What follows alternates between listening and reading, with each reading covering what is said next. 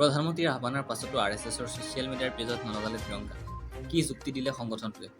যিটো সময়ত বিজেপি নেতৃত্বাধীন এনডিএ চৰকাৰে ১৫ আগষ্টৰ স্বাধীনতা দিৱস উপলক্ষে ঘৰ ঘৰ তিৰংগা ধ্বনিৰে দেশৰ প্ৰতিটো পৰিয়ালক তিৰংগা উৰাবলৈ আহ্বান জনাইছে, যিটো সময়ত প্ৰধানমন্ত্ৰী মোদীয়ে ছ'চিয়েল মিডিয়াত সকলোকে নিজৰ প্ৰফাইল ফটো হিচাপে তিৰংগা লগাবলৈ আহ্বান জনাইছে, যিটো সময়ত অসমকে ধৰি কেইবাখন ৰাজ্যত চৰকাৰী উদ্যোগত তিৰংগা পতাকা বিতৰণৰ দিহা কৰা হৈছে, সেই সময়ত পিছতে বিজেপিৰ জন্মৰ কঠীয়াতলী আৰএছএছে ছ'চিয়েল মিডিয়াৰ পেজত সংগঠনটোৱে তিৰংগা পতাকা লগোৱা নাই। কেৱল সেয়াই নহয়, সংগঠনটোৱে ইয়াৰ ছ'চিয়েল মিডিয়াৰ পেজত তিৰংগা লগোৱাৰ কোনো সম্ভাৱনাও নাই।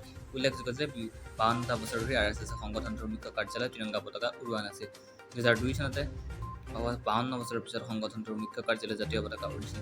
দেশৰ সকলোকে জাতীয় পতাকা উৰুৱাবলৈ আহ্বান জনোৱা বিজেপিৰ আত্মাস্বৰূপ আৰএছএছে এইবাৰো কিয় নিজৰ ছ'চিয়েল মিডিয়াৰ পেজত জাতীয় পতাকা লগোৱা নাই, তাকে লৈ বিভিন্নজনৰ মাজত সমালোচনা যোৱাৰ কথা পৰিলক্ষিত হৈছে। ইয়াৰ মাজতে ৰাষ্ট্ৰীয় স্বয়ংসেৱক সংঘই ইয়াৰ ছ'চিয়েল মিডিয়া একাউণ্টত তিৰংগাখনৰ ছবি নলগোৱাৰ সমালোচনাৰ উত্তৰ দিছে।